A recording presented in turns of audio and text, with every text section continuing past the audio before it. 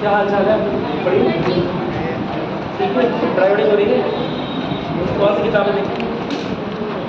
एक किताब यहाँ की मार्केट में बहुत फेमस है, मुँह से कतई नहीं लेनी है ना? कतई नहीं लेनी है, एकदम नहीं। कैसा? दूसरे नाम की एक किताब बहुत फेमस है यहाँ की मार्केट में, इस सब्जेक्ट की नहीं लेनी है, ठीक है? Quality, history, geography, such kind of subjects must be not covered by the दूसरे. If you are preparing for UPSC or PCS, if you are preparing for one day exam, अगर एक दिवसीय जो एग्ज़ाम होते हैं तो उसके लिए प्रिपेयर कर रहे हैं तो अच्छी किताब है, तो खराब किताब नहीं है। लेकिन कई लोग के अंदर गहन की भावना आती है कि ये एक किताब है, इतनी मोटी किताब है, ये नहीं है, इतनी मोटी किताब है लगभग, ठीक है, इतनी बड़ी, दूसरे के नाम से आ रही है। आप जब जाएंगे मार्केट में, आपको GS के लिए बुक पूछेंगे तो सबसे पहले वो किताब लोग पकड़ा देंगे, है ना? उसे मना कर देना है, स्ट्रिक्टली मना कर देना है, बोलना ये नहीं करनी चाहिए, ये GS की किताब नहीं है, ठीक है? हाँ, बाकी सब आप ले सकते हैं, बाकी सब में लगभग दो चीज़ें हैं। मैंने आपको क्या बोला हुआ है कि अगर आपको इंटरनेशनल क्वालिटी UPSC या PCS इस तरह की पढ़नी है ना? तो आपको कौन सी किताब लेनी पड़ेगी? कौन सी? लक्ष्मीकांत, है ना? और वरना मैं जो यहाँ नोट्स लिखवा रहा हूँ वो पर्याप्त रहेंगे, एकदम एश्योर्ड मान के चलिए, उससे अलग कुछ भी नहीं दिखेगा आपको, ठीक है? मैं लक्ष्मीकांत से ज़्यादा ही लिखवा रहा हूँ, आप लोगों को कम नहीं लिखवा रहा हूँ। लक्ष्मीकांत में जो पॉइंट्स मिसिंग नहीं है वो भी लिखवा रहा हूँ, प्लस एक दो कमियाँ भी हैं। जैसे समटाइम्स क्या होता है कि जो लोग लक्ष्मीकांत पढ़ रहे होते हैं, क्योंकि सबसे स्टैंडर्ड बुक वही लिखी गई अब तक मार्केट में, उसमें जो कमियाँ हैं, दो चार गलतियाँ हैं, उसे पॉइंट आउट नहीं कर पाते। उसमें कुछ संवैधानिक शक्तियों को लेकर कुछ गलतियाँ भी हैं, मेरी बात सुन रही?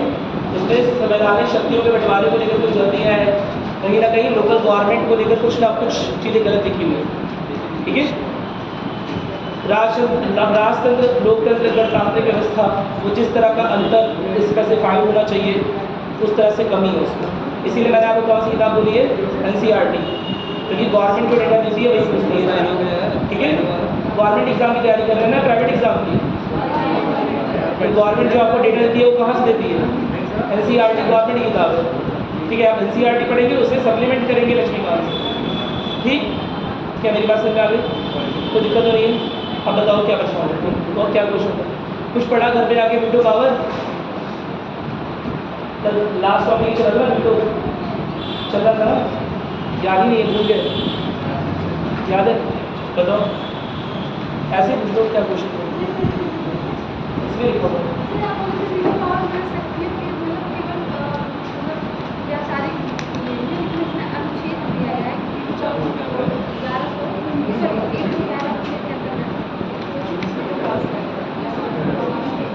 नहीं, मैं ये मेरे कहने का क्या मतलब समझ नहीं पाया। मेरे कहने का मतलब है वीटो नाम की शक्ति जो है वो दी नहीं गई, संवैधानिक रूप से लिखित नहीं है, ठीक है? इम्प्लीमेंटेड, ऐसी शक्तियों को बोलते हैं हिडन शक्ति। क्या बोलते हैं? हिडन, छुपी हुई शक्ति है। जब संवैधानिक प्रावधानों में किसी तरह के लूप होल्स, कुछ गड्ढे छोड़ दिए गए हैं, कुछ खाली जगह छोड़ दी गई हैं, उसमें से ऐसी शक्तियाँ प्रदत्त हो रही हैं। क्या मेरी बात समझे? और वो जो लूप होल्स छोड़े गए हैं वो जानबूझ के छोड़े गए हैं ताकि संवैधानिक पदों पर आसीन लोग जो हैं वो ऐसी शक्तियों का इस्तेमाल कर सकें, जिसमें से समय सीमा की जो शक्ति है, समय सीमा की बात हो रही थी ना वीटो पावर के अंतर्गत, वो शक्ति इस तरह के जानबूझ के छोड़ी हुई है। उसमें यह बात लिखी नहीं हुई है कि क्या समय सीमा होनी चाहिए अगर राष्ट्रपति को बिल साइन करके वापस पार्लियामेंट, संसद के पास भेजना है, लोकसभा राज्यसभा के पास भेजना है, तो क्या समय सीमा होना चाहिए? उसमें ये भी लिखा है कि 2 महीना 4 महीना, कोई निश्चित समय नहीं लिखा है। ये भी लिखा है कि समय अनिश्चित होना चाहिए। उसमें समय के बारे में कोई बात ही नहीं की, ठीक है? तो ये एक तरह का लूप होल मिल गया, ये एक तरह से गड़बड़ी मिल गई, और इसी लूप होल का इस्तेमाल करते हैं संवैधानिक पद पर अगर कोई व्यक्ति आसीन हो सकता है, तो इस तरह के लूप होल का इस्तेमाल करते हैं। क्या मेरी बात समझ में? वीटो की शक्ति नो डाउट है। देखिए यही कंफ्यूजन है जो लक्ष्मीकांत पढ़ने के बाद आती है ना? क्योंकि उसने शक्तियों का नाम सीधे सीधे लिख दिया है। बहुत सारी चीज़ें जो हैं वो डायरेक्टली हमारे संविधान में मेंशन नहीं है। फॉर एग्जांपल अगर मैं आपसे पूछूं कि बजट किस अनुच्छेद में मेंशन है? इसी में नहीं है, इमर्शन है। बजट नहीं सर, वार्षिक वित्तीय विवरण। हाँ? वार्षिक वित्तीय हाँ, विवरण। बजट नाम से नहीं है, क्या है, वार्षिक वित्तीय, ठीक है, एनुअल फाइनेंशियल स्टेटमेंट बोलते हैं 112 में, ठीक है, वो एग्जैक्टली बजट नहीं है, मेरी बात समझ। सो इस तरह की चीज़ें हैं जहाँ एग्जैक्टली वो वर्ड मेंशन नहीं है। आप ये बताइए, पूरा संविधान आपने या कुछ अनुच्छेद आपने पढ़े होंगे और शायद आपको थोड़ा बहुत अगर आइडिया होगा तो आपको आइडिया होगा कि प्रीएम्बल जो लिखा गया, जो प्रस्तावना लिखी गई, उसमें आगे चलकर शब्द जोड़ा हुआ है सेकुलर। क्या मतलब है सेकुलर का? सेकुलर यानी कि धर्मनिरपेक्षता जो होती है, धर्मनिरपेक्ष, सेकुलरिज्म, धर्मनिरपेक्षता शब्द आगे जब मतलब प्रस्तावना में जुड़ा हुआ है।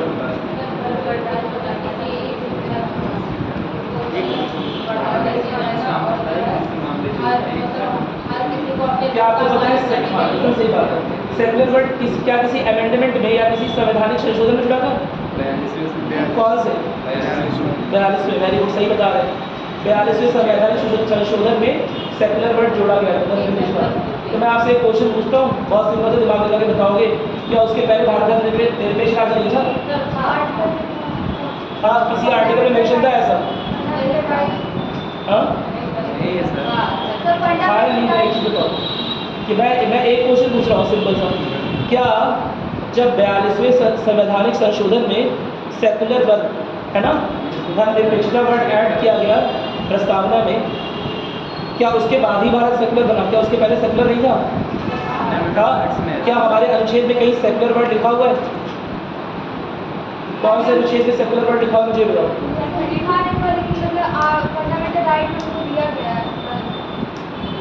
क्या कहीं यह शब्द धर्मनिरपेक्षता शब्द क्या पूरे संविधान में आर्टिकल 1 से लेकर आर्टिकल 395 तक, जो कि जिनकी संख्या अब लगभग 450 क्रॉस कर चुकी है, क्या धर्मनिरपेक्षता शब्द कहीं लिखा हुआ है? हाँ, जोड़ा गया संविधान में, प्रस्तावना में, ठीक है। तो क्या उसके पहले भारत सेकुलर नहीं था? हाँ, तो लिखा तो नहीं डायरेक्टली। यही बात मैं बता रहा हूँ कि वीटो पावर डायरेक्टली नहीं लिखी हुई। मेरी बात समझ। हमारे जो अनुच्छेद हैं उसके जो निहित अर्थ निकलते हैं, उसमें सेकुलरिज्म की भावना पहले से थी, धर्मनिरपेक्षता की भावना पहले से व्याप्त थी हमारे संविधान में, बस वो शब्द नहीं लिखा हुआ था, है ना। और दो वर्ड और जोड़े गए थे 42वें संशोधन में, कौन कौन से? सोशलिज्म, यानी हिंदी में क्या बोलते हैं? समाजवाद। ये वर्ड जो है वो जोड़ा गया प्रस्तावना में अगेन। क्या उसके पहले हमारे संविधान में सोशलिस्ट वैल्यूज नहीं थी? थी। क्या ये वर्ड कहीं था सोशलिज्म का? अनुच्छेद से 1 से लेकर अनुच्छेद 400-450 तक आप पढ़ेंगे, जिनकी नंबरिंग 395 तक की है ना, वो क्यों मैं बताऊँगा। लेकिन जब आप पढ़ेंगे ना उसे, तो कहीं भी आपको शब्द दिखेगा नहीं। कौन सा शब्द? हाँ, समाजवादी व्यवस्था का शब्द ही लिखेगा आपको। तो क्या इसका मतलब जिस समय 42वां संविधान संशोधन हुआ और जिस समय प्रस्तावना में समाजवादी शब्द जोड़ दिया गया, उसके बाद हमारा देश समाजवाद की प्रेरणा से चल रहा है या उसके पहले से चल रहा है? हाँ, उसके पहले से चल रहा था। वो जो आर्टिकल्स हैं, जो अनुच्छेद हैं, उनमें निहित भावनाएं हैं। हो सकता है उन निहित भावनाओं के अनुरूप शब्द सीधे तौर पर संविधान में उल्लेखित ना हो। क्या मेरी बात समझ? कोई दिक्कत तो नहीं है? उसी तरह एक शब्द है अखंडता, है। अच्छा, एक शब्द एकता भी है। एकता है कि नहीं है? इंग्लिश में बोलते हैं यूनिटी एंड इंटीग्रिटी। क्या बोलते हैं? Unity and integrity. एकता और अखंडता में क्या अंतर है? कोई अंतर? मुझे तो एक ही ऐसा लग रहा है। अगर एकता और अखंडता में अंतर नहीं है, तो दो अलग अलग शब्द जो सेम भावनाओं को प्रदर्शित करते हैं, उन्हें संविधान की प्रस्तावना में जोड़े जाने का क्या मतलब है? अच्छा, मैं बस एक चीज़ पूछ रहा हूँ, एक चीज़ और पूछ रहा हूँ। अखंडता शब्द अभी बताया 42वें संविधान संशोधन में जोड़ा गया, क्या उसके पहले हमारे देश में अखंडता की भावना नहीं थी? क्या किसी अनुच्छेद में लिखा था अखंडता? ये बताओ पहले। क्या आर्टिकल 1 से लेकर अनुच्छेद 1 से लेकर 395 तक, है ना, 395 तक, क्या अखंडता शब्द कहीं और पर लिखा था? देखा है, अखंडता शब्द नहीं लिखा है। अखंडता शब्द कहाँ मिलेगा आपको? प्रस्तावना में मिलेगा। क्या मेरी बात समझ आ रही है? तो क्या उसके पहले मेरा क्वेश्चन सुन लो, मैं क्या बोल रहा हूँ, क्या उसके पहले अखंडता की भावना भारतीय संविधान में नहीं थी? क्यों नहीं जोड़ा था? आवश्यकता महसूस हुई। जब एकता शब्द पहले से था, अखंडता की क्या ऐसी अखंडता ऐसी कौन सी बात है जो एकता शब्द प्रदर्शित नहीं कर पा रहा है?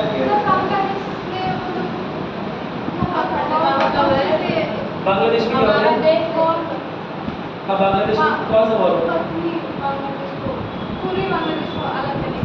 पूर्वी पाकिस्तान, जिसे अभी का नाम बांग्लादेश है, कि ये बात सही है, लगभग उसी के समय का उसी के समय की बात है, ये बात सही है, लेकिन उसका अखंडता शब्द से लेना देना नहीं। हमारा देश जो है मतलब जैसे कि इंडिया पाकिस्तान करें, गोवा मतलब अनेक कर्नाटक राज्यों मतलब अलग अलग राज्यों में बटा हुआ, फिर भी हमारा देश एक है, इसी को अखंडता से जोड़ा गया है। तो फिर एकता का क्या मतलब है? एकता मतलब है सब मिलकर मतलब सारे मतलब राज्य मिलकर मतलब एक है, इसको मतलब करना है। शब्दों के हेर फेर से एकता और अखंडता को डिफाइन कर रहे हैं, परिभाषित कर रहे हैं, नंबर कट जाएगा। बताइए, मेंस में राइटिंग का पेपर होता है ना, अगर एकता और अखंडता के बीच में अंतर नहीं बता रहेगा तो क्या कैसे लिखेंगे? और अगर दोनों शब्द समान भावनाओं को प्रदर्शित करते हैं तो अखंडता के मतलब एकता के साथ अखंडता लगाने की आवश्यकता क्या थी?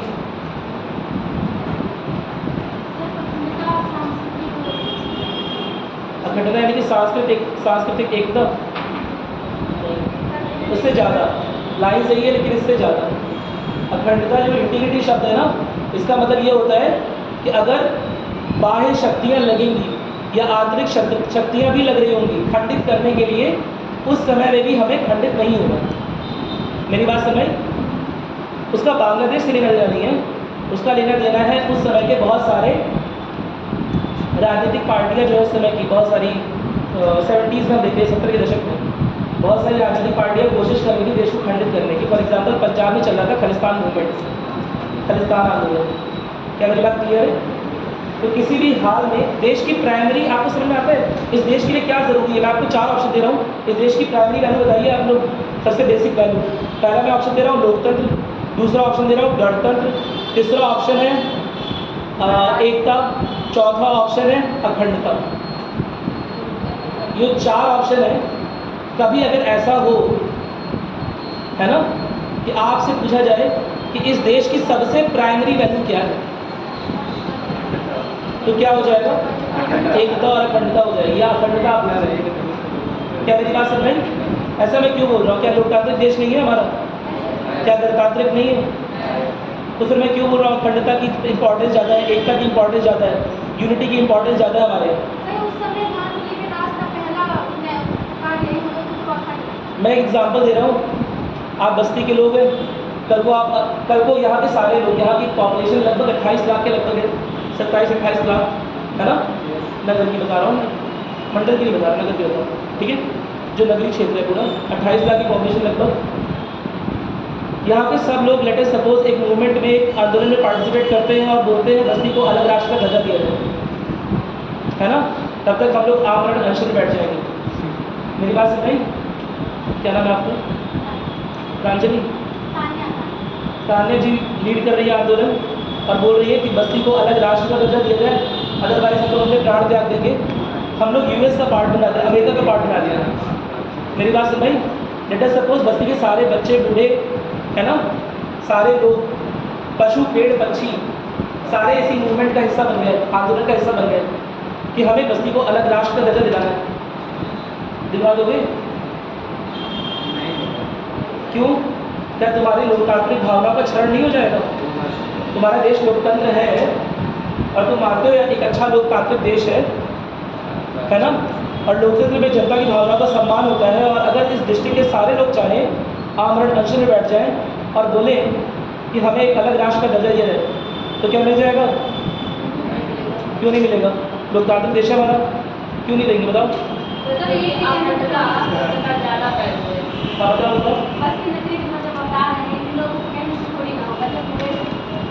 सब लोग कह रहे हैं, आके डीएम, एसडीएम, एमपी, एमएलए सब बोल रहे हैं, है ना?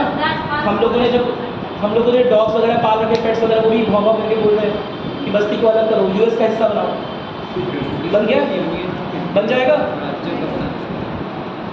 बस्ती की हवाएं भी बोल रही हैं हमें यूएस का हिस्सा बनाओ, हमें अमेरिका बनना है, हमें अमेरिका का हिस्सा बनाओ। बन जाएगा? बन गया? क्यों नहीं बनेगा बताओ? लोकतांत्रिक वैल्यू हमारी हैम्पर नहीं हो रही है, लोकतांत्रिक मूल्यों का क्षरण हो रहा है। बस्ती छोड़ दो, बस्ती से प्रॉब्लम हो रही है। मैं उत्तर प्रदेश की बात कर रहा हूँ। उत्तर प्रदेश के राज्यपाल, उत्तर प्रदेश के CM, let us suppose Uttar Pradesh की सारी मशीनरी, उत्तर प्रदेश के सारे नागरिक, सारे पशु पक्षी सब बोल रहे हैं कि हमें अलग देश बनाओ।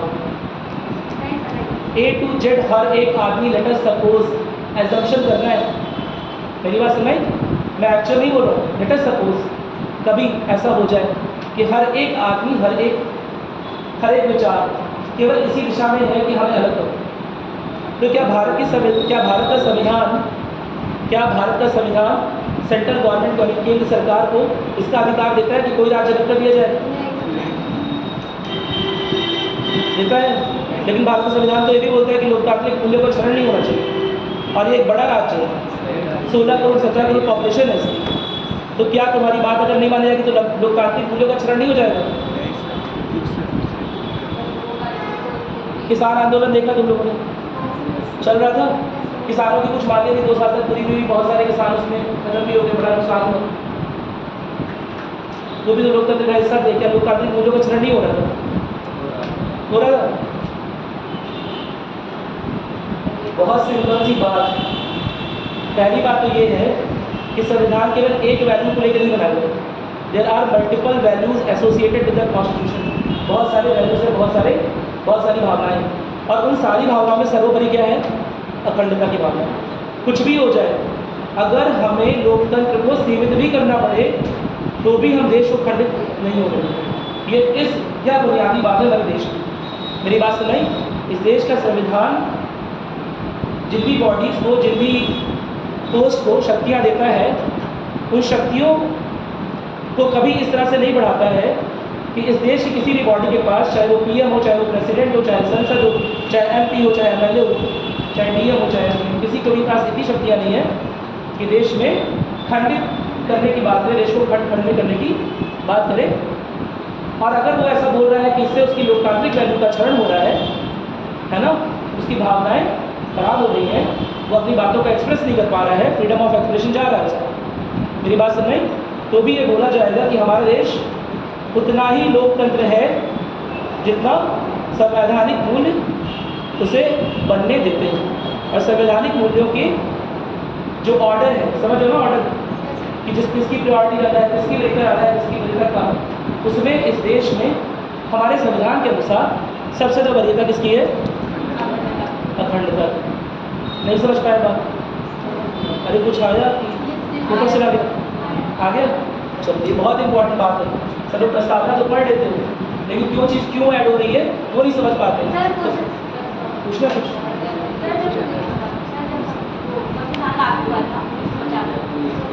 अभी हम आगे आएंगे, काफ़ी टाइम समझाने वाले हैं। काम टाइम कौन सा? क्या बोल रही है? 2002 का जो 86वां संविधान संशोधन है, क्यों नहीं लिया गया?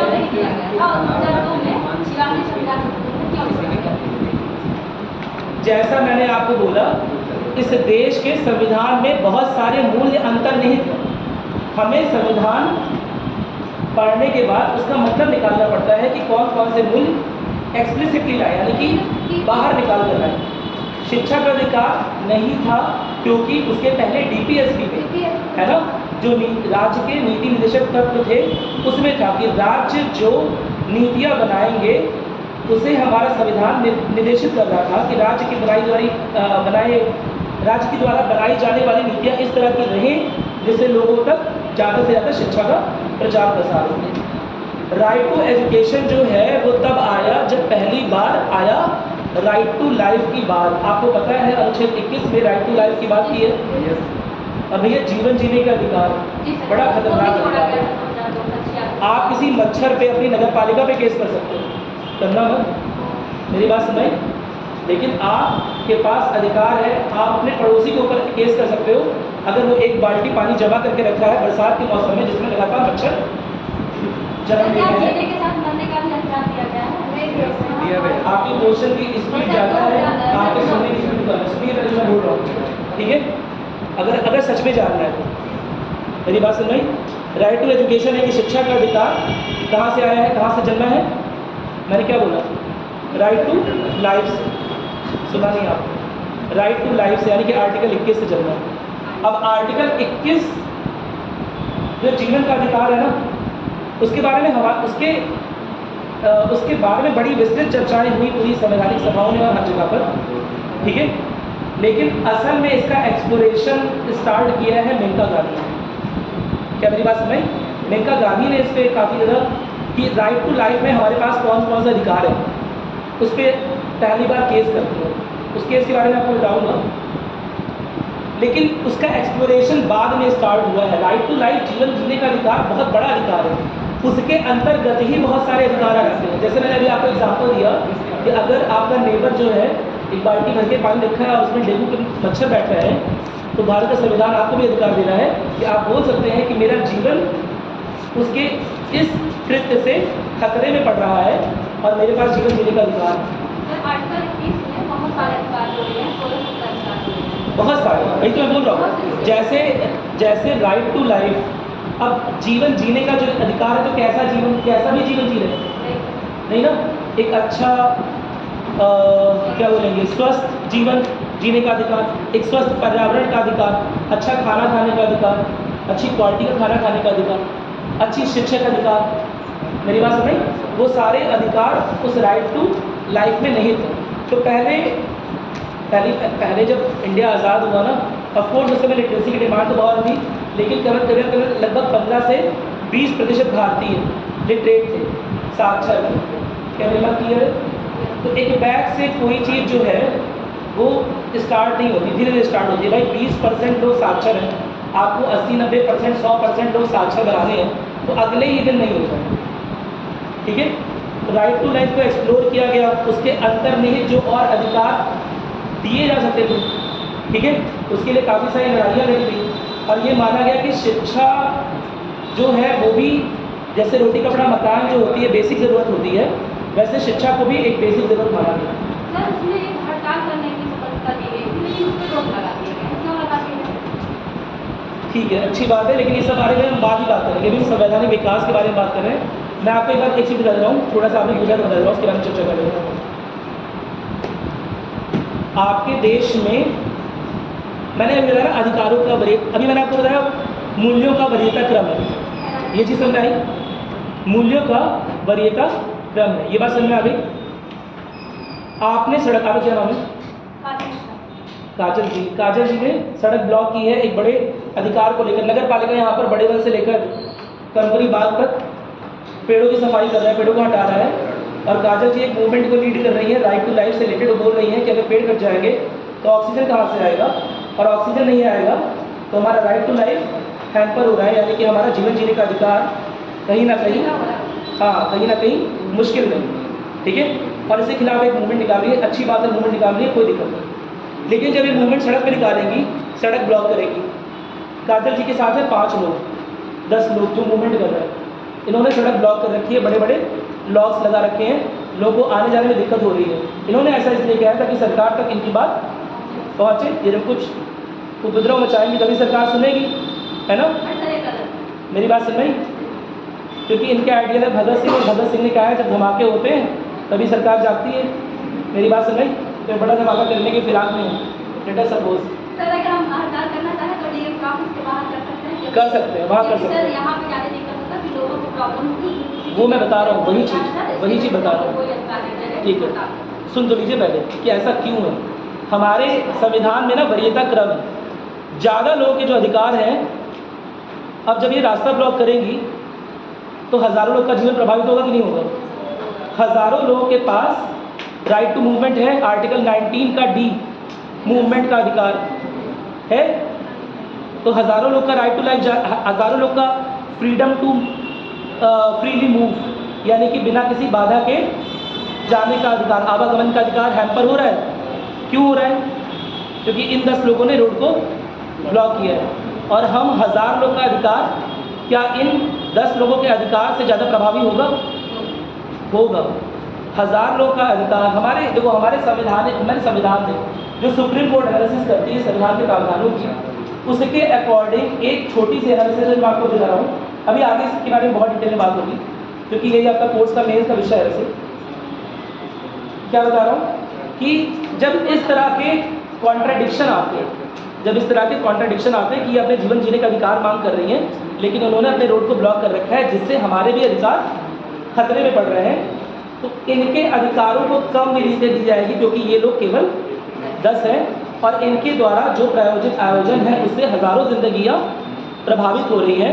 गवर्नमेंट ये हवाला देकर इनसे पहले रिक्वेस्ट करेगी कि आप कहीं और शिफ्ट हो जाइए, कहीं और अपना आंदोलन या मूवमेंट चलाइए, और फिर भी अगर नहीं मानती है तो वो अपना जो भी प्रशासनिक कार्रवाई होती है वो करें।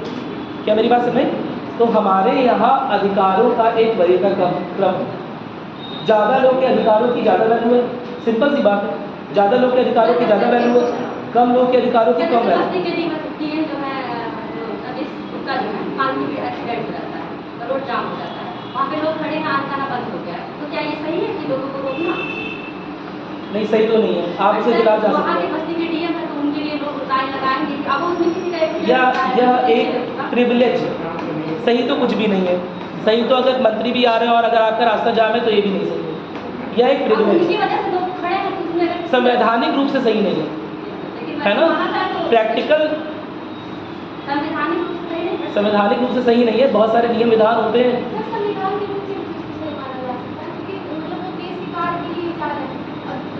संवैधानिक रूप से सुन लो पूरी बात, संवैधानिक रूप से सही है या नहीं है ये डिबेटेबल पॉइंट है।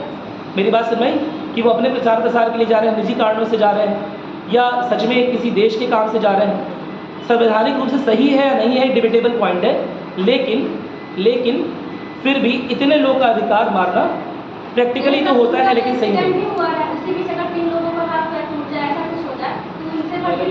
ये सब देखो, ये सब चीज़ें, ये सब डिबेटेबल पॉइंट है, ठीक है। इस सब से यूपीएससी और पीसीएस कोई निर्णय नहीं है। ये बात सही है कि ऐसा नहीं होना चाहिए, वैसा होना चाहिए, देश में ये होना चाहिए, देश में पेड़ भी लगने चाहिए, आम भी मीठे आने चाहिए, है ना। सब्जियों पर पेस्टिसाइड का छिड़काव नहीं होना चाहिए, नालियाँ साफ होनी चाहिए, होना तो बहुत कुछ चाहिए, होना तो बहुत कुछ चाहिए ना।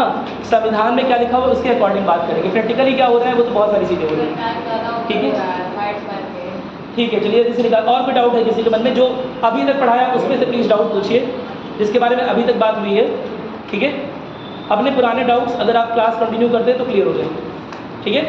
अगर आपके पास जो पहले के पढ़े हुए डाउट्स हैं अगर हैं तो उसके लिए मैं आपसे रिक्वेस्ट करूँगा कि आप क्लास रेगुलर करिए, मैं आपके सारे डाउट्स क्लियर कर दूँगा। अगर आपके रश्मिका से डाउट नहीं क्लियर हो रहे तो मैं क्लियर कर दूँगा, आई एश्योर यू 100%। लेकिन उसके लिए आपको क्लास रेगुलर करनी पड़ेगी। हाँ ठीक है, तो मैं क्लियर कर दूँगा, लेकिन जब आप चैप्टर बाई चैप्टर पढ़ेंगे उसे, मेरी बात सुन रही, जब वो डाउट्स आएंगे तब क्लियर करूँगा, क्योंकि आपके पास बहुत सारे डाउट्स होंगे। आप एक ही दिन सारा पोर्टल यहाँ ला के खोलेंगे तो फिर नुकसान हो जाएगा। हाँ ठीक है, अभी बहुत सारे लोगों का अधिकार खत्म हो रहे हैं।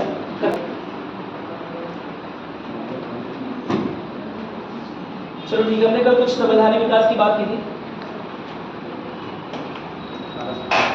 जब मैं कुछ पॉइंट्स बोलता हूँ तो प्लीज़ नोट भी किया करो, है ना। जैसे इंटीग्रिटी या अखंडता वाली बात मैंने जो बताई है बहुत बहुत इंपॉर्टेंट है, ठीक है, क्योंकि मूल्यों की वरीयता का क्रम आपको लक्ष्मीकांत में नहीं मिलेगा, ठीक है। सुप्रीम कोर्ट किस चीज़ को कितना मूल्य देती है और जब इस तरह की चीज़ें फंसती हैं किसी केस में तो किस आधार पर डिसीजन देती है उसके लिए मैं बता रहा हूँ। क्या मेरी बात समझ आ रही है? बहुत सारे जो डिसीजन निर्णय दिए जाते हैं कभी आपको सही लग सकते हैं, कभी आपको सही लग सकते हैं, लेकिन उसमें इन चीज़ों की वरीयता क्रम होती है। वही मैं बता रहा हूँ। जैसे एक मैंने भी आपको अभी बताया कि इस देश में आपकी लोकतंत्र या इस देश में जो भी आपका फ्रीडम है ना, वो उतने ही स्तर तक आपको दिया गया है जितने स्तर तक आप इस देश की अखंडता या एकता के लिए खतरा ना बन जाए। क्या मेरी बात समझ? आप बहुत सारी फ्रीडम चाहते हैं लेकिन आपकी फ्रीडम से देश की एकता को खतरा हो रहा है, मेरी बात समझ, तो क्या देश आपको अधिकार देगा? आप बम लेके घूम रहे हो, आपने कहीं लगाया नहीं, है ना? देश अधिकार देगा, कह दो कि मेरा फ्रीडम ऑफ, अभी तो मैंने कहीं कोई ब्लास्ट किया ही नहीं है, जब करूँगा तो पकड़ना। और डीएम ऑफिस के लोग घूम रहे हो तुम लोग बम लेकर, हैं? तो फिर तुम्हारे अधिकारों का क्षरण किया जाएगा। क्या मेरी बात समझ में? कोई दिक्कत तो नहीं है? इसी तरह एक बात समझना है कि हमारे अधिकारों का या जो संवैधानिक मूल्य है उनका भी एक वरीयता क्रम है, ठीक है? और याद रखना है सबसे ऊपर की वरीयता क्या है? अभी तो बताया मैंने, अखंडता और एकता, ठीक है? इससे ऊपर की किसी वरीयता क्रम नहीं है। देश के लोकतांत्रिक मूल्यों को छरित किया, सीमित किया जा सकता है, देश के गणतांत्रिक मूल्यों को सीमित किया जा सकता है, देश में संवैधानिक संशोधन हो सकते हैं, ठीक है? देश में किसी लेजिस्लेटिव काउंसिल या लेजिस्लेटिव असेंबली, समझ रहे हो ना, विधानसभा या विधान परिषद को कभी किसी हालात में हटाया भी जा सकता है, खत्म किया जा सकता है, उसकी शक्तियों को छीना सकता है इमरजेंसी के हालात में। लेकिन फिर भी देश की सरकार कितनी भी पावरफुल हो जाए, देश का प्रेसिडेंट पीएम कितना भी पावरफुल हो जाए, देश का, क्योंकि संविधान अल्टीमेट सोर्स है, मैंने बताया था कि देश में सर्वशक्तिशाली कौन है? इसमें देश का सबसे शक्तिशाली कौन है? ऑप्शन ए है सलमान खान, ऑप्शन बी है ऋतिक रोशन, ऑप्शन सी है संविधान, ऑप्शन डी है और खली। कौन सा है?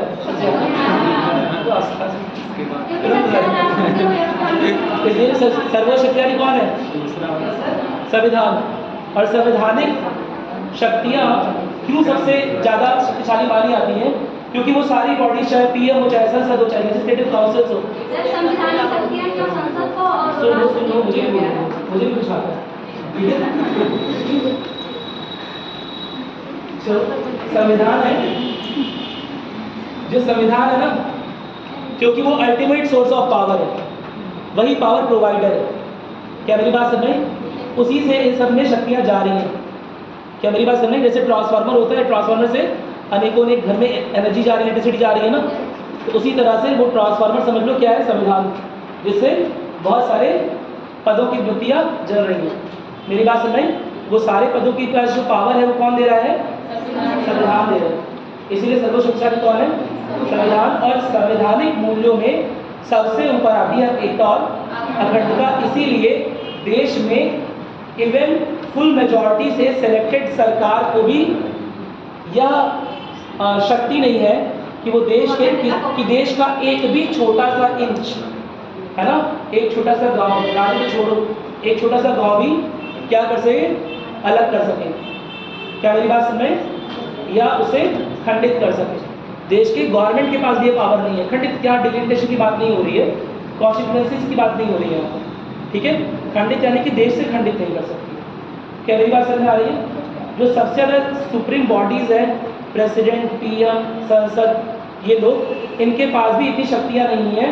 असीम शक्तियाँ हैं, बहुत सारी शक्तियाँ हैं, लेकिन आधा इंच तो छोड़ो, 1 मिलीमीटर की भी भूमि, है ना, इतनी शक्ति नहीं है कि 1 मिलीमीटर की भूमि किसी और देश को दे सके। क्योंकि उनके द्वारा प्रदत्त जो उनके पास शक्तियाँ हैं वो किसके द्वारा प्रदत्त हैं? संविधान द्वारा। और संविधान बोलता भी है कि हम राज्यों का जो संघ है वो नए राज्य तो मिला सकते हैं, विलय कर सकते हैं, लेकिन किसी भी राज्य को अलग नहीं कर सकते। क्या मेरी बात समझ में? किसी भी हाल में राज्यों को अलग नहीं कर सकते। मेरी बात समझ में आ गई? और कोई डाउट नहीं है ना? 1858 पे आ रहे हैं लोग।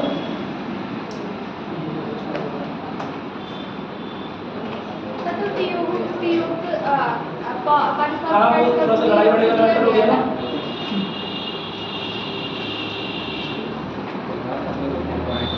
तो लड़ाई वाला मैटर हो गया ना। हम संवैधानिक रूप से थोड़ा दे रहे हैं, हम देना ही चाह रहे लेकिन हम लड़ नहीं पा रहे।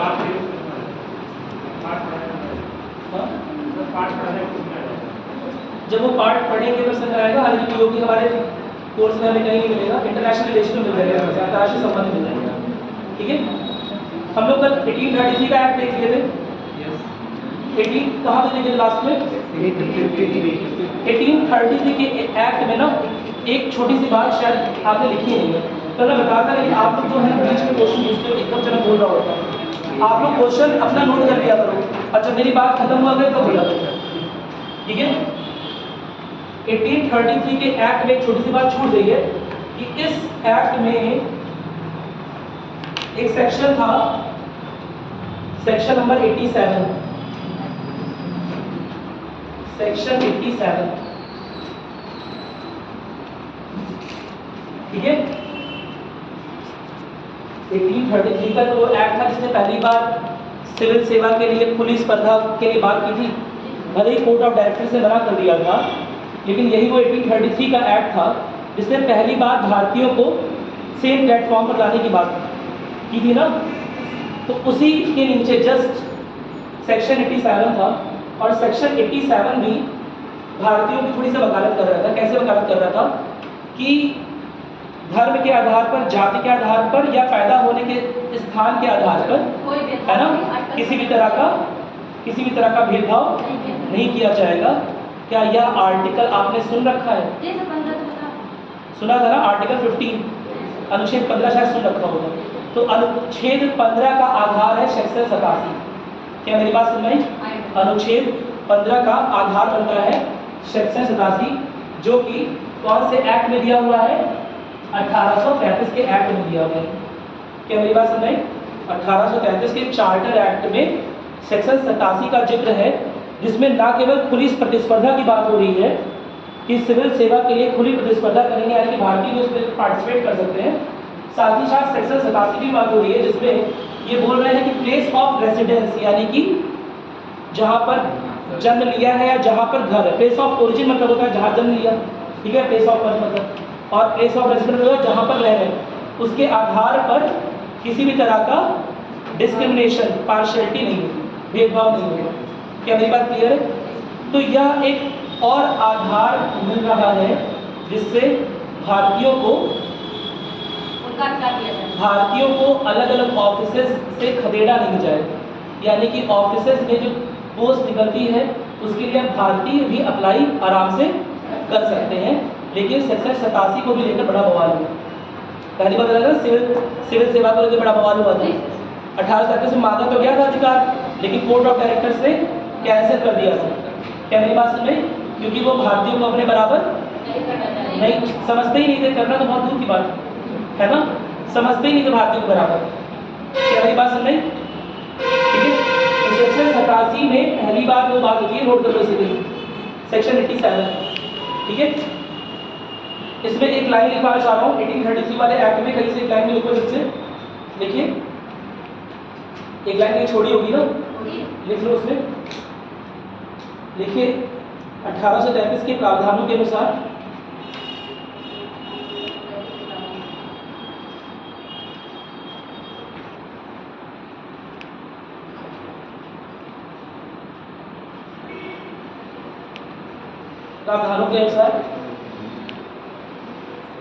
किसी भी भारतीय को किसी पद से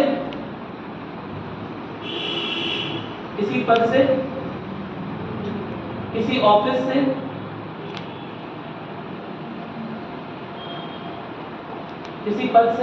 किसी ऑफिस से या किसी रोजगार से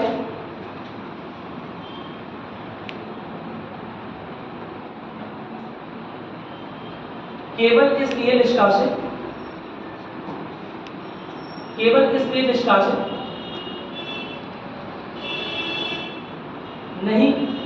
नहीं किया जाएगा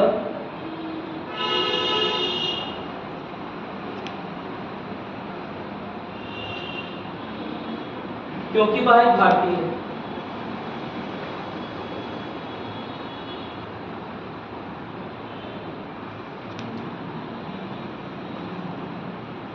क्या हमने 1853 के एक्ट की बात करनी थी सर? इसमें कोई दिक्कत नहीं है ना? हाँ। 1773 में जब व्यापार कंपनी ऐसी कंपनी व्यापार के साथ कंपनी इकाई बन रही थी, तो मतलब विरोध हो रहा था। लेकिन 1853 जब ब्रिटिश गवर्नमेंट ने इसे माना नहीं कर दिया था, तभी तो 1773 का एक्ट आए थे, जिसमें उनके अधिकार को सीमित करे। क्या किया था ऑफिसर का? इस तरह किया था जो रेगुलेटिंग एक्ट आया था उसमें कंपनी व्यापार के साथ प्रशासन की कार्य करना चाह रही थी। हाँ, दिवाली राइट्स किया था। लेकिन 1873 प्रशासनिक निकाय बना दिया गया, क्योंकि नहीं सुनो, ऐसा नहीं कि कॉमर्शियल एक्टिविटी, लेकिन अब उसकी कॉमर्शियल एक्टिविटी क्या है क्या नहीं है इसका ब्रिटिश गवर्नमेंट से कोई मतलब नहीं रह जाएगा। वो एक कॉमर्शियल बॉडी की तरह ब्रिटिश गवर्नमेंट के बिहाफ पर एक्ट नहीं करेगी, यानी ब्रिटिश सरकार के ओर से किसी भी तरह का कॉमर्शियल काम नहीं किया जाएगा। कंपनी अपना छोटा मोटा लेन देन कर रही है कोस्टल एरियाज में, यानी कि समुद्री रास्तों से, तो कोई दिक्कत नहीं। क्या मेरी बात क्लियर? उसका ये मतलब है बस, और कोई मतलब नहीं। कॉमर्शियल बॉडी अब नहीं रहेगी, अब प्रशासनिक निकाय बन जाएगी, क्योंकि एडमिनिस्ट्रेशन में है ना लोगों की जरूरत पड़ती है, और एडमिनिस्ट्रेशन वो लोग ये इसलिए कंपनी के लोग कब से कर रहे थे, बहुत टाइम हो गया था ना, 50-60 साल से।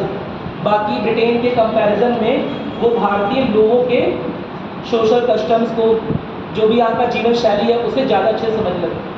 क्या मेरी बात समझ में? कोई दिक्कत तो नहीं है? ठीक है, हम बात करेंगे 1858 के अधिनियम के बारे में। 1853 का अधिनियम हो गया है ना। लास्ट में क्या लिखा है, गवर्नर जनरल ऑफ इंडिया के पास जो है लेजिस्लेटिव काउंसिल के लिए वीटो रहेगा, वीटो पावर आ गई थी, ये लिखवाया था, कोई दिक्कत तो नहीं है ना। अच्छा, इसके बारे में बात करते करते हम वीटो पहुँचेंगे ना, और इसके बाद मैंने पूछा था वीटो क्या होता है, तो फिर आप बता नहीं पाए, है ना, याद है कुछ? इसलिए कोई शब्द सुनो तुरंत सोचो, और अगर सोच नहीं पा रहे हो, पूछ नहीं पा रहे हो, तो गूगल तो यूज़ करते ही हो, गूगल कर लो थोड़ा सा, ठीक है। कुछ चीज़ें तो आपको सेल्फ एफर्ट करना ही पड़ेगा, ठीक है। चलो हम बात करेंगे अब क्राउन फूड की। 1858 आपको पता है 1857 में क्या हुआ था, है ना, सैन्य क्रांति, सैन्य विद्रोह बोलते हैं कई बार उसे, और भी क्या बोलते हैं, प्रथम भारतीय राष्ट्रीय आंदोलन, है ना, first war of national independence, कभी कभी ऐसे बोलते हैं। लेकिन जब इतिहास के बारे में कोई बात करें तो इतिहास को पढ़ने का बहुत सारा नज़रिया है, और जो नया नज़रिया है उसके अकॉर्डिंग ना ही इसे अब प्रथम बोला जाता है, ना ही उसे भारतीय बोला जाता है, ना ही इसे राष्ट्रीय बोला जाता है, और ना ही इसे आंदोलन या मेरी बात सुनाई। जो शुरुआती राइटर्स थे उन्होंने इसे बोला था first national war of independence, ठीक है। अब इसे ये सब नहीं माना गया, उसका रीज़न ये है, बहुत सिंपल सा कारण है, क्योंकि ये सारे लोग लड़ाइयाँ कैसी लड़ रहे थे, क्या मतलब मुझे पता है आप लोग बहुत इमोशनली अटैच हो अपने अपने लीडर से, लेकिन आप खुद सोच के बताओ, क्या झांसी की रानी क्या पूरे देश के लिए लड़ रही थी, भारत के लिए लड़ रही थी, भारत को आज़ाद कराने के लिए? क्या लखनऊ के लोग या बेगम हजरत महल, है ना, मध्य प्रदेश के लोगों के लिए लड़ रहे थे? बोलो। क्या तात्या टोपे बंगाल के लोग के लिए लड़ रहे थे? नहीं लड़ रहे थे। तो कैसा राष्ट्रीय हुआ, अपने अपने लोकल एरियाज के लिए लड़ रहे हैं, स्थानीय क्षेत्रों के लड़ रहे हैं, और पता नहीं राष्ट्रीय विद्रोह 1857 का विद्रोह था, उसको समाप्त करने के लिए ये लोग अलग अलग जगह पर लड़े। वो बात सही है, लेकिन लड़ किसके लिए गए थे? मैं तुम्हें बहुत सिंपल से एग्जाम्पल दे रहा हूँ, तो रुक जाओ। अपने क्षेत्रों के लिए लड़ रहे थे। लेट अस सपोज कि राय लक्ष्मी का बाई की शायद आपने कहानी सुनी होगी, उनके मेन डिमांड थी दत्तक पुत्र को वरीयता मिल जाए, है ना, उसे वैलिडेशन मिल जाए एक तरह से सरकार से। क्या मेरी बात समझ कि वो आगे का रूलर बन जाए? अगर वो डिमांड उसकी सरकार मान लेती तो क्या उन्हें पड़ी थी? क्या ये लोग डेमोक्रेटिकली इलेक्टेड लीडर से हैं, जनमत से इलेक्ट होके आई थी? तो फिर अब क्या लगता है, उनका लड़का जो था वो डेमोक्रेटिकली इलेक्टेड लीडर था? क्या बेगम हजरत है डेमोक्रेटिकली इलेक्टेड लीडर लोकतांत्रिक व्यवस्था से आई थी?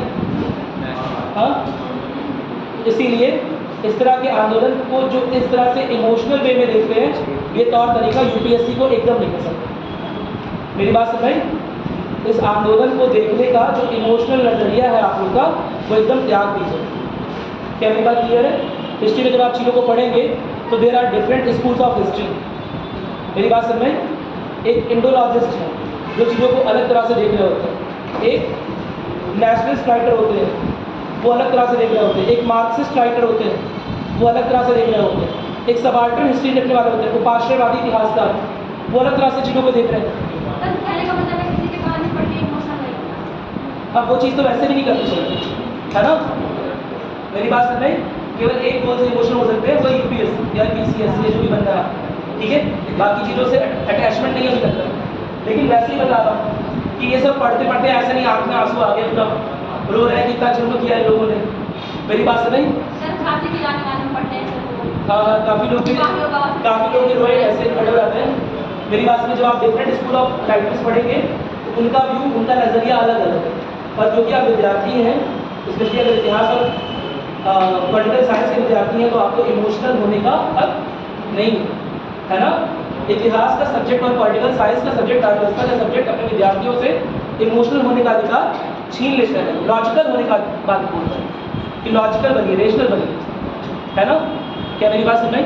चलिए, हमने इतना नोट कर लिया। हम बात कर रहे थे कि 1857 में जो क्रांति हुई, कहीं ना कहीं उसका सारा दोष किसके ऊपर आ रहा है? कंपनी के द्वारा जो रूल चल रहे थे, जो नया नया स्कीम पॉलिसी चला रहा था, जिसकी वजह से रोज जो राजा लोग परेशान थे, नवाब परेशान थे, कुछ लोग भी परेशान थे, सेना के जो सैनिक हैं, भारतीय सैनिक, वो सभी परेशान थे। इन सब लोगों ने मिलकर विद्रोह किया था। क्या मेरी बात सुन रही? ये बात याद रखिए कि राष्ट्रीय आंदोलन नहीं था, राष्ट्रीय विद्रोह नहीं बोलते ऐसे। बंगाल के जो लोग थे, बंगाल के पढ़े लिखे इंटेलिजेंशिया लोग, लॉयर्स, क्या होते लॉयर्स? वकील, है ना? टीचर्स, समझ आ गया? जो टीचर्स थे, लॉयर्स थे, एकेडमिशियन थे, स्कॉलर्स थे, राइटर्स थे, उन लोगों ने इस विद्रोह में किसी तरह का पार्टिसिपेशन नहीं किया। तो क्या उन्हें एंटी नेशनल बोल दे? उन्हें भारत विरोधी बोल दे? नहीं बोल सकते। क्यों? क्योंकि बहुत सारी चीज़ें थी ईस्ट इंडिया कंपनी द्वारा लागू की गई जो सेना के लोगों को प्रभावित कर रही थी, जो रूल्स को प्रभावित कर रही थी, लेकिन दो चार अच्छी चीज़ें थी। क्या मेरी बात सुने? जिसमें से मैंने बताया था आपको 1829 का एक्ट, कौन सा वाला? सती प्रथा के विरोध में जो एक्ट आया। फिर 1854 में, 1854 में आया था विधवा पुनर्विवाह कानून। क्या मेरी बात सुन रही? कौन सा कानून? विधवा पुनर्विवाह। तो इस तरह के कुछ सोशल इविल्स, जो सामाजिक बुराइयां थी, उन्हें भी दूर करने का काम कर रहे थे वो लोग। लेकिन इस तरह की सामाजिक बुराइयों को जब भी दूर करने का काम करेंगे, तो क्या इसे धर्म पर या धार्मिक चीज़ों पर अतिक्रमण नहीं माना जाएगा? माना जाएगा। क्या मेरी बात सुन रही? और इसी वजह से पूरा का पूरा कई सारे लोग उनके खिलाफ थे। लेकिन जो इंटेलिजेंशिया थी, लॉयर्स थे, टीचर्स थे, वो पूरी तरह से उनके खिलाफ नहीं थे। यही मामला आगे चल के आप इंटरनेशनल कांग्रेस में देखेंगे, ठीक है? चलो, हम बात करें 1857 के रूल के बाद। 1857 में समझ आ गया, क्योंकि कंपनी ने बहुत सारी गलतियाँ की, उसकी वजह से सारा का सारा एडमिनिस्ट्रेशन का काम जो है, प्रशासनिक जो काम है, वो क्राउन ने अपने हाथ में ले लिया, वो ब्रिटिश संसद ने अपने हाथ में ले लिया। कोई दिक्कत तो नहीं है ना? कोई परेशानी नहीं है? तो उस रूल को बोलते हैं क्राउन रूल, ठीक है? हेडिंग डालिएगा आप लोग। 1858 का भारत सरकार अधिनियम, गवर्नमेंट ऑफ इंडिया एक्ट 1858। अब क्राउन रूल कब से कब तक चलेगा? एक तरह से 1858 से 1947 जब तक आप आज़ाद नहीं हो जाए, ठीक है? अब जो भी रूल्स रेगुलेशन, जो भी एक्ट आए हैं, वो डायरेक्ट ब्रिटिश संसद से आएंगे, ठीक है? पहले भी ब्रिटिश संसद से आ रहे थे, लेकिन ईस्ट इंडिया कंपनी की कुछ तो सलाह दी जाती, मेरी कोई इनपुट दिया था। अब ईस्ट इंडिया कंपनी को बीच से हटा दिया गया। क्या मेरी बात सुने? अब ब्रिटिश जो गवर्नमेंट है डायरेक्टली रूल कर रही होगी जो उसके अधिकार क्षेत्र है इंडिया में। क्या मेरी बात समझ में आ गई? इसमें कोई समस्या नहीं जी। अब 1857 के विद्रोह के बाद आपको पता है ईस्ट इंडिया कंपनी की विद्रोह को खत्म करने का काम किया गया है। यही बात बोल रहा था, हिंदी किताबों में अक्सर गलती है, भारत का पहला स्वतंत्रता संग्राम था। मेरी बात सुनाई? पहली बात, जो लोकल लड़ाइयाँ होती हैं उसे संग्राम नहीं बोलते। दूसरी बात, स्वतंत्रता के लिए लड़ा नहीं जा रहा था, क्योंकि अगर उनकी तुरंत डिमांड मान लेते कि दत्तक पुत्रों को उनके स्थानों को दिया जाता राजा बनने के लिए, तो लड़ाई भी नहीं होती। तात्या टोपी लड़ाई नहीं करते, बेगम हजरत लड़ाई नहीं करती, और ना ही लश्कर लड़ाई कर रही थी। क्या मेरी बात क्लियर है? तो इसीलिए स्वतंत्रता वाला भी पार्ट बहुत ज़्यादा सही नहीं है। मेरी बात क्लियर है? और भारत का उसके पहले कितनी बार भारत एक रूलर के अंदर में था? इतिहास के विद्यार्थी रहो, कुछ तो इतिहास का पार्ट पढ़ा है आप लोगों ने। हम बोलने जा रहे थे दोबारा। ठीक है, मैं ये बोल रहा हूँ कि कितनी बार भारत जो है वो किसी एक शासन के अंदर में रहा है? ब्रिटिशर्स के आने के पहले, ब्रिटिशर्स छोड़ दो, ब्रिटिशर्स की तो बात करने वाले हैं ना। ब्रिटिशर्स के अलावा कितने बार ऐसा कोई एक राजा रहा है जिसने लगभग नॉर्थ से लेकर साउथ तक, यानी कि उत्तर भारत से लेकर दक्षिण भारत तक लगभग जो आज के राज्य हैं सभी राज्यों पर एक साथ शासन किया? अकबर और थोड़े से एशियन में जाओ, अशोक एक आप नाम आता है, और नहीं, और चंद्रगुप्त भी नहीं करें, और समुद्रगुप्त, ठीक है। अशोक के टाइम पर, समुद्रगुप्त के टाइम पर, अगर एंशिएंट इंडिया की बात करें, प्राचीन भारत की बात करें, तो 3 बार इस तरह से भारत का एकीकरण हुआ है। एक तो अशोक के टाइम पर, दूसरा समुद्रगुप्त के टाइम पर, और तीसरा एक बार एकीकरण नहीं हुआ है, लेकिन पुलकेशिन ने एक लड़ाई में जो नॉर्थ इंडिया का राजा है हर्षवर्धन, उसे हराया था, ठीक है।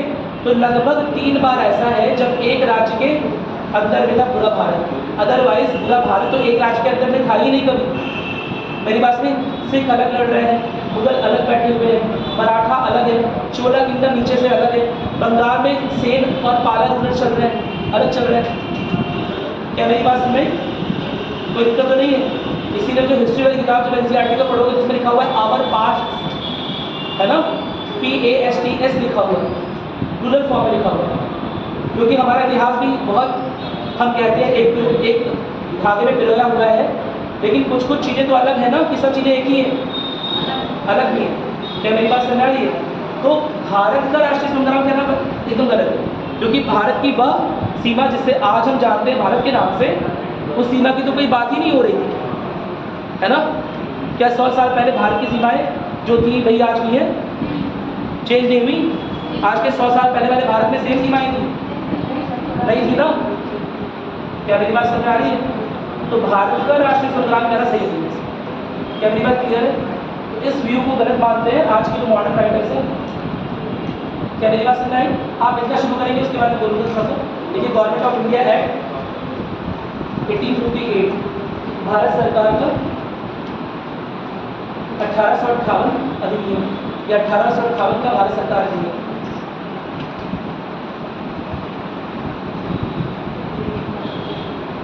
लिखिएगा, इस एक्ट को, इस अधिनियम को 1857 के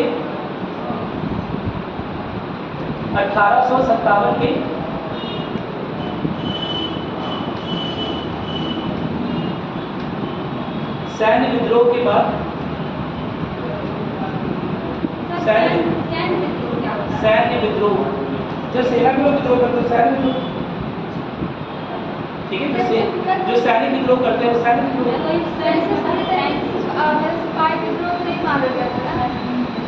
सिपाही मिलते नहीं बोलते हैं इंग्लिश में, क्या करें? सैनिक विद्रोह से पूरी तरीके से तो नहीं कहा गया है, तो ये सैनिक विद्रोह पूरी तरह से सैनिक विद्रोह, अब पूरी तरह सैन्य नहीं, लेकिन जो ज़्यादातर सैनिक थे स्पेशली भारतीय, है ना, वो सब मिलकर बोलते हैं। क्या पूछना चाहिए? क्लियर नहीं है। इसे पूरी तरीके से सैन्य विद्रोह नहीं कर सकते ना, कह सकते हैं, सैन्य विद्रोह ही कह सकते हैं, और ज़्यादा चीज़ नहीं कह सकते। मेरी बात समझें? अगर सेना की बड़ी टुकड़ियाँ अपने एडमिनिस्ट्रेटर, अपने प्रशासनिक इकाई है, जो भी प्रशासनिक राजा है, उनके खिलाफ विद्रोह करें, उसको सैन्य विद्रोह बोल सकते हैं, ठीक है। लिखना स्टार्ट कर, क्या लिखा भैया आपने?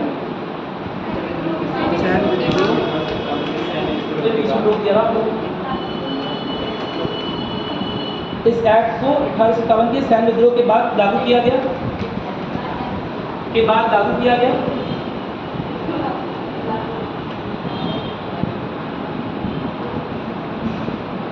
जिसके तहत ब्रिटिश इंडिया की, ब्रिटिश भारत की,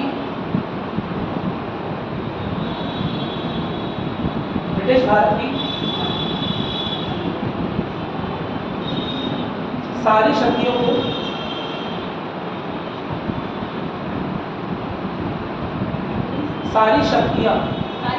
मतलब सारी शक्तियां परोक्ष रूप से नहीं, प्रत्यक्ष रूप से प्रत्यक्ष रूप से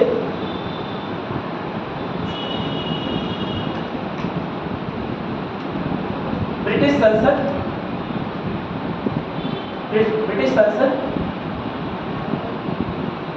के पास आ गई।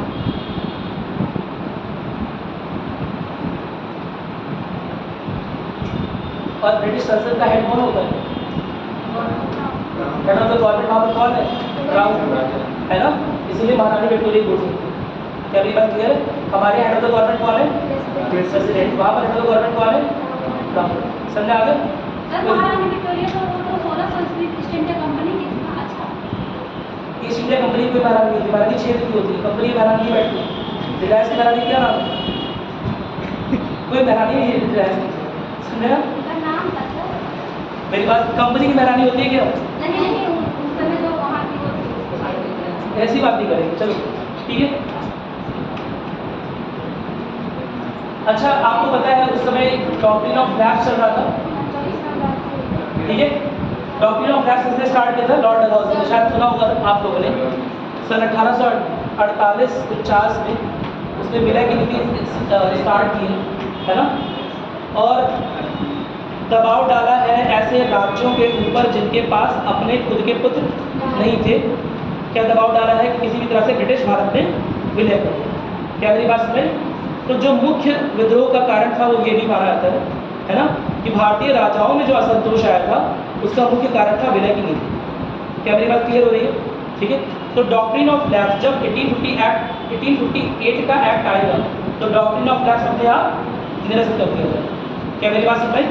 कोई दिक्कत तो नहीं है ना, विलय की नीति को खत्म कर दिया जाएगा। तो लिखेंगे अधिग्रहण का सिद्धांत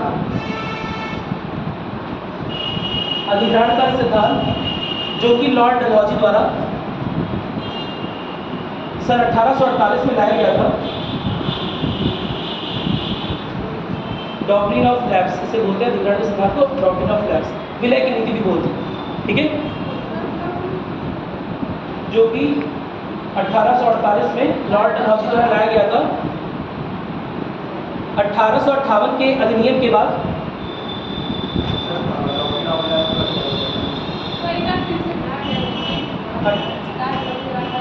लॉर्ड डलहौजी द्वारा जो कि लाया गया था, ठीक है। थोड़ा धीरे बोलो, स्पीड बढ़ाइए आप लोग, मुझसे नहीं करिए कि सर है ना, आप अपने लेवल को नीचे ना भी करें, अपना लेवल ऊपर करिए। यूपीएससी पहुंचना है कि मैं भी नहीं करा जाऊँ, मुझे खींच लोगे सभी चीज़ें, अपना लेवल ऊपर नहीं कर रहे, स्पीड बढ़ाओ। क्या करोगे बेस की राइटिंग में? बेस का एग्जाम होता है, 1750 नंबर राइटिंग का एग्जाम है, लिख ही नहीं पाओगे। कैसे 3 घंटे बैठ के लिखोगे लगातार? है लिखने का एग्जाम है, लिखने की प्रैक्टिस बढ़ाओ। चलो मुझे को नीचे देखिए, सर धीरे बोलिए, तुम लोग स्पीड बढ़ाओ, ठीक है। चलो ठीक है।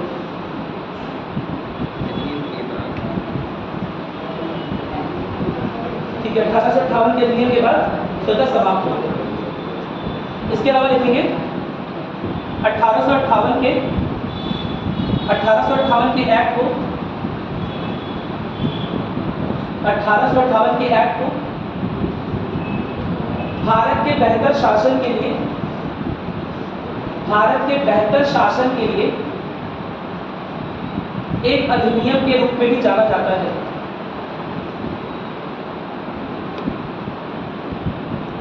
भारत के बेहतर शासन के लिए एक अधिनियम के रूप में भी जाना जाता है। इस बात को पूरी अंडरलाइन करेंगे, भारत के बेहतर शासन के लिए एक अधिनियम, ठीक है। इंग्लिश में बोलते हैं act for the good governance in India, ठीक है, या फिर act for the good government of India. कोई दिक्कत तो नहीं है ना? देखिए इस एक्ट के तहत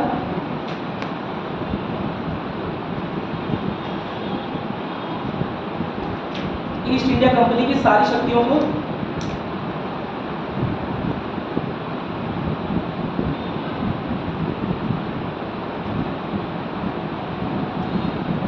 ईस्ट इंडिया कंपनी की सारी शक्तियों को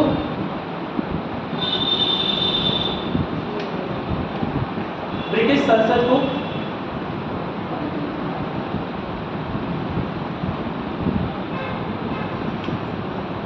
स्थानांतरित कर दिया गया,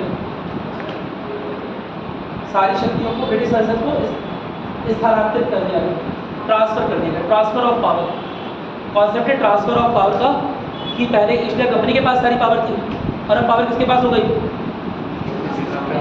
ब्रिटिश क्राउन। और उसकी हेड कौन? कहीं ब्रिटिश पार्लियामेंट लिखा रहेगा और कहीं ब्रिटिश क्राउन लिखा रहेगा।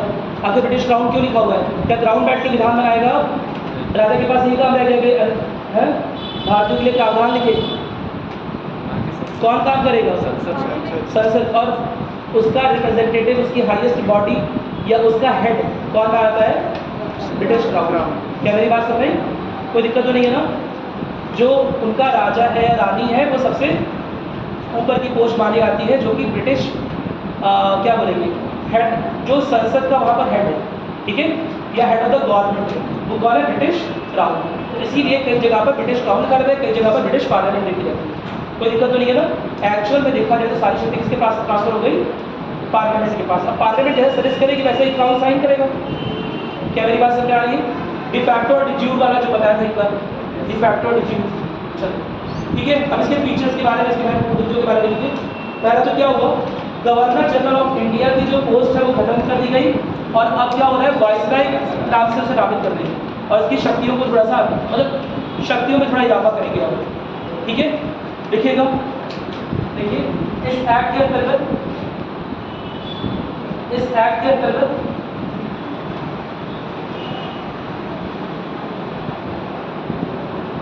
गवर्नर जनरल ऑफ इंडिया को वाइसराय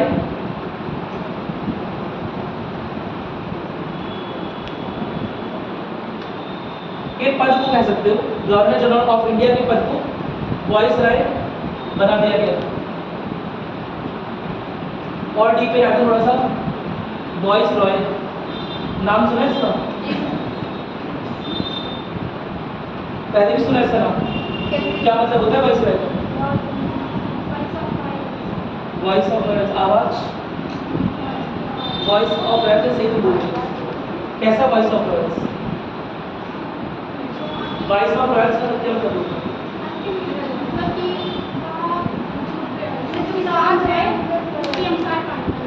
हाँ बोलिए क्या है? डायरेक्ट रिप्रेजेंटेटिव है, सही बात है, ठीक है।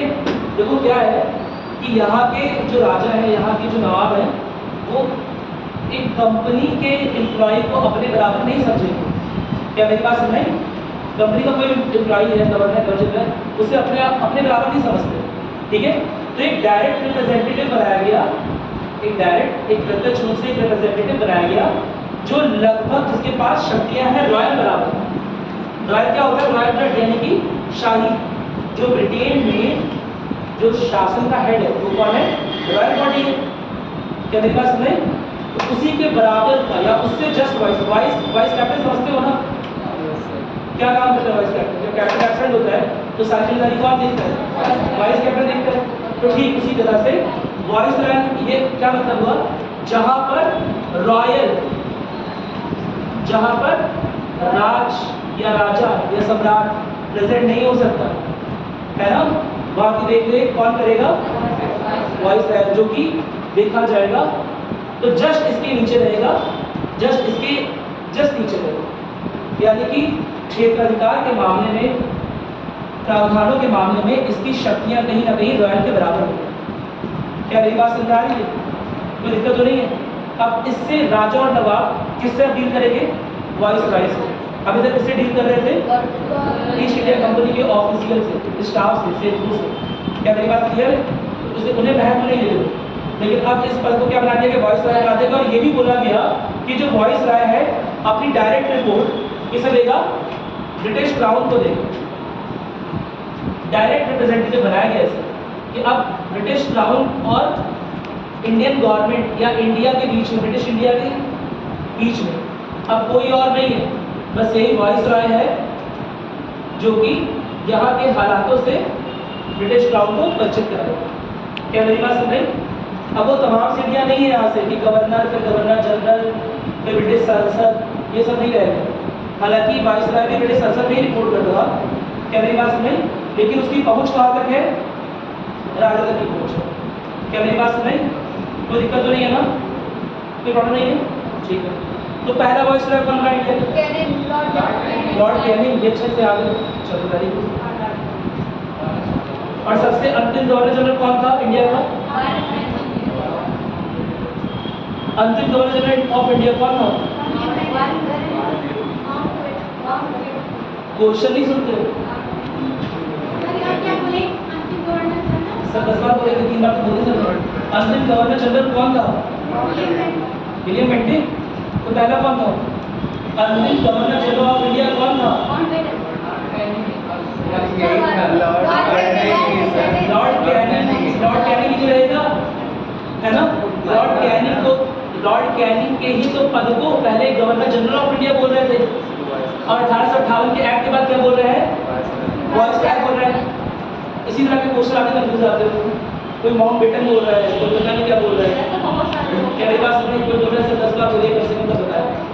मेरी बात समझ? अरे सुनो तो मेरी बात, मैं क्या बोल रहा हूँ? मैं क्या बोल रहा हूँ? Governor general of India. और हम किस पद की बात कर रहे हैं? जिसका रिनेमिंग हुई है, जिसका नाम ही चेंज हुआ है। क्या मेरी बात समझ? तो जो पहला वॉइस राय रहेगा, वॉइस राय हुआ होगा, वही तो अंतिम गवर्नर जनरल ऑफ इंडिया होगा। क्या मेरी बात समझ? चलो एक और क्वेश्चन बताओ मुझे कि अंतिम गवर्नर जनरल ऑफ बंगाल कौन था? Lord William Bentinck. और पहला कौन था? अच्छा, पहला गवर्नर जनरल नहीं था। पहला कौन था? तुम लोगों ने बताया कि अंतिम governor general of Bengal Lord William Bentinck था। मुझे बताओ कि पहला भारतीय गवर्नर जनरल कौन था? Lord William Bentinck. कंफ्यूजन तो नहीं हो रहा है? क्या मेरी बात समझ आ रही है?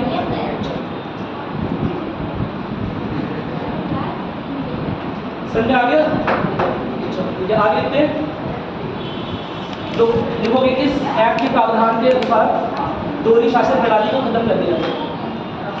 देखो इस एक्ट के प्रावधान के अनुसार, और क्लियर लिखेंगे, इस एक्ट के प्रावधान के अनुसार COD, बोर्ड ऑफ डायरेक्टर्स, निदेशक मंडल, और BOC, COD और BOC से बोलते हैं बोर्ड ऑफ कंट्रोल, की दोहरी शासन प्रणाली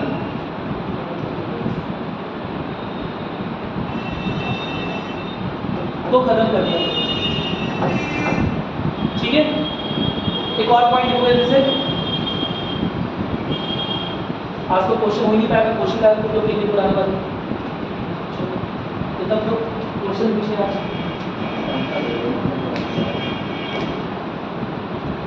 देखो अगला पॉइंट, इस एक्ट के तहत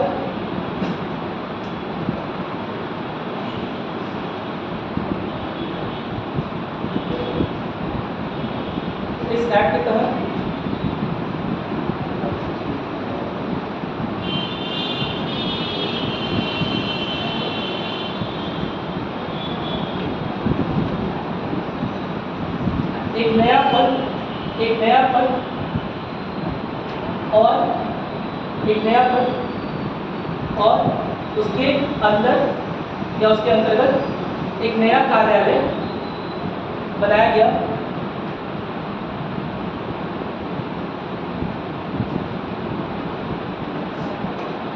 क्या नाम था उसका?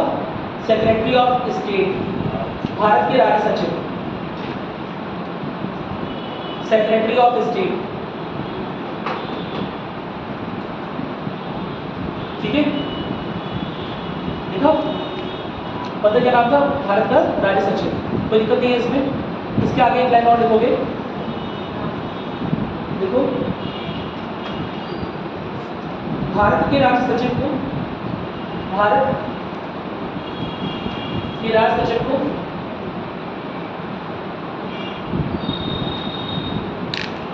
भारतीय प्रशासन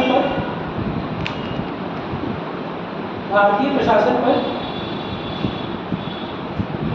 पूर्ण अधिकार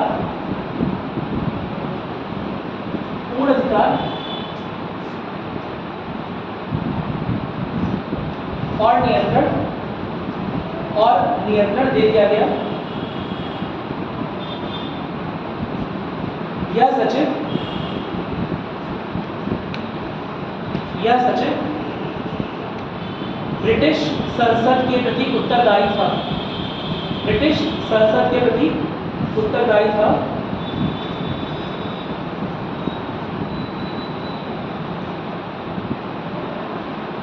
और ब्रिटिश कैबिनेट का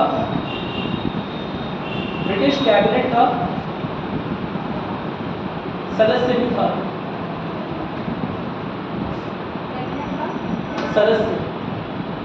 सदस्य मेंबर भी था।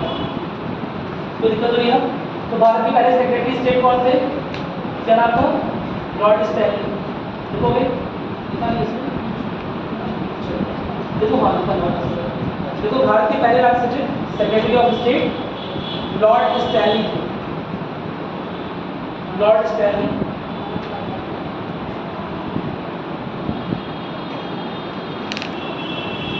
फर्स्ट सेक्रेटरी के बारे में बात करेंगे, ठीक है। अभी टाइम लगभग हो गया है, ज़्यादा बात नहीं कर पाएंगे। देखो सेक्रेटरी क्या होता है, इंडियन कॉन्टेक्स्ट में सेक्रेटरी यानी कि सचिव अलग चीज़ होती है, और ब्रिटिश और यूएस कॉन्टेक्स्ट में सेक्रेटरी अलग चीज़ होती है। तो बताएगा अंतर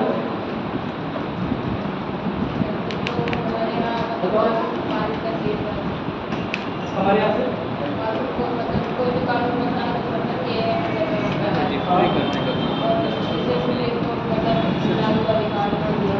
सेक्रेटरी बोल रहा हूँ, सेक्रेटरी सचिव।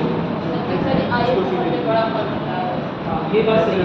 यहाँ के कॉन्टेक्स्ट में जैसे बात हो रही है कि आईएएस का चेहरा बस सचिव है ना। मैं पूछ रहा हूँ ब्रिटिश कॉन्टेक्स्ट और वेस्टर्न कॉन्टेक्स्ट में सचिव का मतलब क्या होता है, सेक्रेटरी का क्या होता है? क्या जैसे भारतीय सचिव होते हैं क्या वैसे ही ये जो ब्रिटिश सरकार है या यूएस की सरकार है, क्या वहाँ के भी सेक्रेटरी क्या उसी पद आईएएस होते हैं? क्या होते हैं? अच्छा ये तो समझ आ रहा है कि कुछ अलग पूछ रहा है, इसका मतलब कुछ तो अलग होगा। हाँ। सबसे ज़्यादा मतलब पावर है क्राउन के पास, ब्रिटिश क्राउन के पास, और यहाँ पे जो इंडियन कानून पारित करने का ब्रिटिश क्राउन के पास, और यहाँ पे क्राउन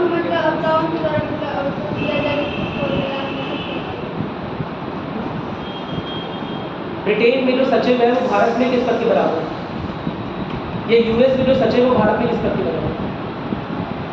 सुनते हो यूएस के सचिव आए, सेक्रेटरी ऑफ स्टेट या बहुत सारे सचिव आए, विदेशी मामलों के सचिव आए, तो तुम क्या समझ लो वहाँ से आईएएस ऑफिसर भी आया, सचिव कोई आया, एम्बेसडर आया, राज्यपाल।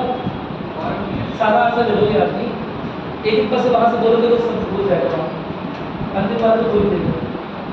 अरे कुछ सोच समझ के बोलो। सर ऑप्शन दे दीजिएगा। ऑप्शन जैसे पहले वाला इधर ऐसा ऑप्शन बोलो समझ जाओगे तो सारी बात करेंगे, ठीक है। बताओ क्वेश्चन फिर से बोलिए। सचिव ने क्या मतलब होता है? जैसे जो अधिकार अपने यहाँ मिनिस्टर को होता रहती है ना, वो अधिकार उनके पास सेक्रेटरी को होता है। वहाँ पर जो हाईएस्ट पोस्ट होती है किसी डिपार्टमेंट या किसी मंत्रालय के पास, वो सचिव की होती है, मिनिस्टर। क्या मेरी बात क्लियर है? तो अगर वहाँ का कोई सेक्रेटरी फॉर स्टेट आया है तो कोई आईएएस ऑफिसर नहीं है, वहाँ का मंत्री आया उस मामले का। क्या मेरी बात सुन रही? कोई दिक्कत तो नहीं है? इसलिए क्या बना दिया गया? सेक्रेटरी। बोल रहे हैं सचिव, लेकिन असल में क्या है, भारतीय मामलों का मंत्री है ये। इसकी पावर जो है मिनिस्टर्स के बराबर है। क्या है जैसे सेक्रेटरी ऑफ स्टेट, क्योंकि वेस्टर्न कॉन्टेक्स्ट में सचिव कौन होता है? मिनिस्टर होता है, ठीक है। आज क्लास हो रहा है, और कुछ पूछना है अभी तक? देखो इसमें दो प्रावधान बचते हैं, कल करवाएंगे थोड़ा सा, ठीक है। कुछ पूछना तो बताओ, कोई डाउट है? कोई डाउट है तो बताओ। कोई प्रॉब्लम? उनका पावर भारत में प्रेसिडेंट के बराबर था। पूरा पावर मतलब उनका पावर सचिव है, उनका पावर तो भारत में करवाएं, उनका पावर प्रेसिडेंट के बराबर होगा या नहीं, भारत में मिनिस्टर के बराबर पर तो है कि वहाँ यहाँ जिसे हम मिनिस्टर बोल रहे हैं ना, वहाँ की संसद में उसको सचिव बोलते हैं। समझ में आ गया? एकदम सिंपल सी बात कि भारत में जिस कॉन्टेक्स्ट में इंडिया में जो संसद है उसमें जो डिपार्टमेंट है उसमें हाईएस्ट पोस्ट है वो मिनिस्टर है, ठीक है। वहाँ पर जो पावर इसके पास है सचिव के पास। समझ में आ गया?